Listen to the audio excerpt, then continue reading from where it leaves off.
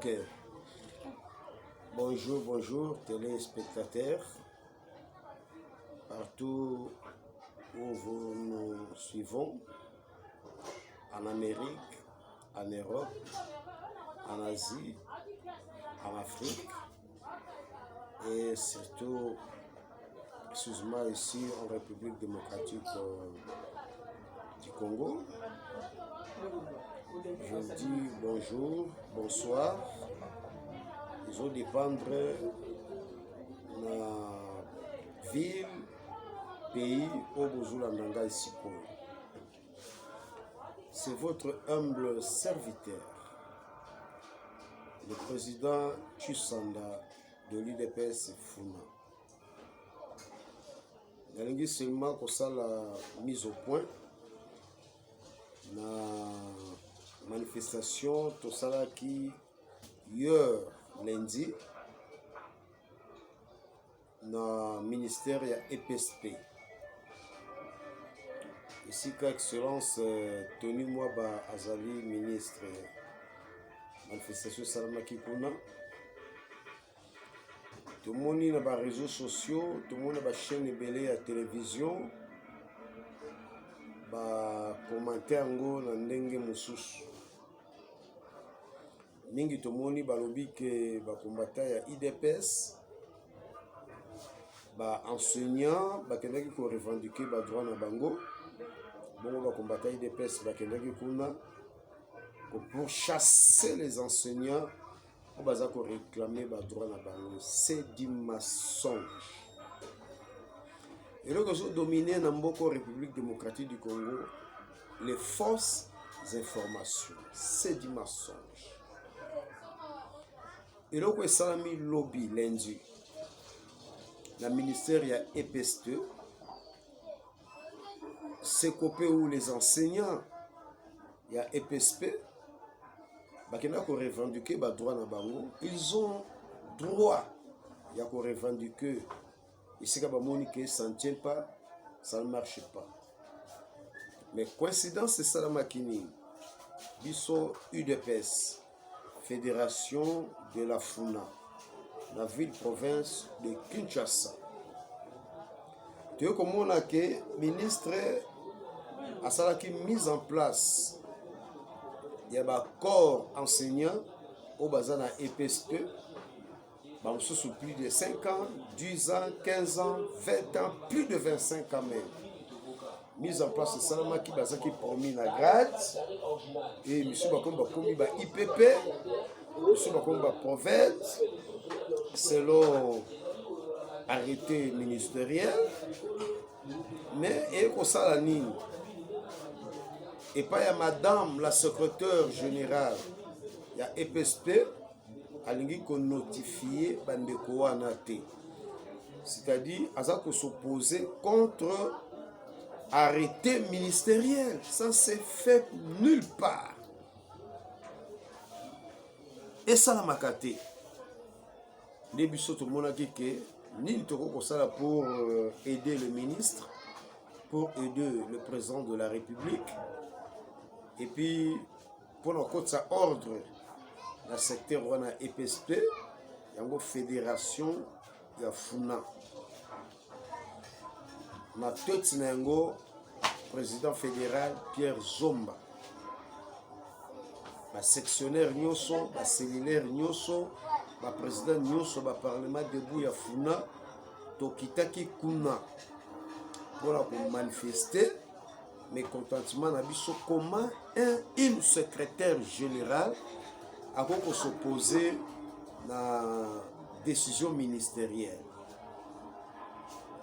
Mais, bandeko ba commentaire ngona ndenge mususu bakene ko ba ke IDPS akyo benga na enseignant oyo bakela ko revendiquer ba droit na bango mboko ko tambola boyete na ba mensonge na ba fausse information surtout na organe de la presse mboko ko tambola boyete na ba fausse information.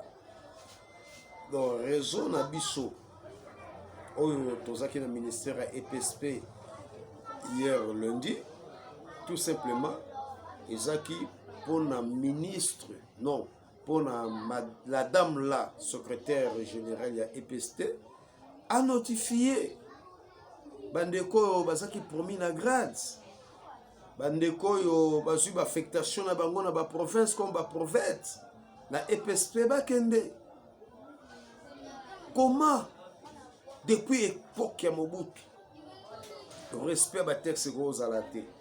L'époque à Joseph Kabila, il y a Laurent Dezuré même il y a Joseph Kabila ndenge moko. Ti l'époque il y a Félix Tshisekedi oyo tozali ko défendre, toza ko combattre, tozali ko instaurer système. Il y a état de droit. Ezana batu moko bantu valeur au bani ko sapé état de droit oyo Félix Tshisekedi notre chef de l'État ali ko instaurer la 4 République démocratique du Congo. L'État la raison biso tokendaki. Chère Excellence, Monsieur le ministre de l'EPST, Tony Mwaba, le professeur Tony Mwaba, l'avocat de la République.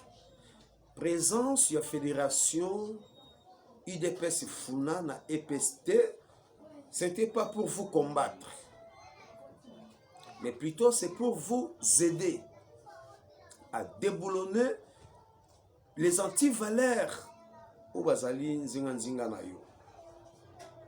Nous avons appris que le durekaba que vous utilisez, a tu la PPRD, a mutu ya Willy Bakonga. Sentir na onyo soana bato PPRD. Ba continuer ko induire yo na erreur nege yo moko ta ko lobake, tu étais induit en erreur, en erreur. Donc bato na ba ko ba no memo na erreur. Erreur en erreur. Bako sepela na réussite na ote, bako sepela na succès na ote. Donc voilà raison, il y a présence na biso hier lundi dans le ministère à EPSP. C'était pas pour vous combattre. Tu vas combattre yote. Si tu combattre yo, c'est que tu combattre chef de l'État, tu combattre peu vision chef de l'État.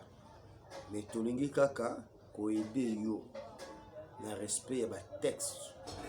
Décision ya ministre, secrétaire général à Koki ko s'opposer contre Yangote. Et c'est l'administration.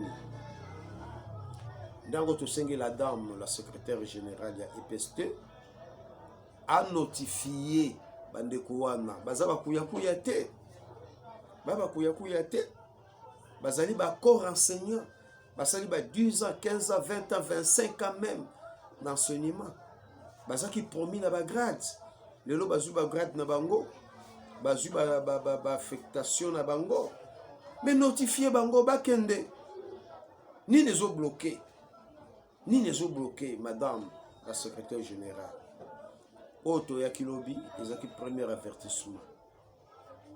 Semaine soki tozui notification ya bandeko wana te ya EPSP tokoya lisusu.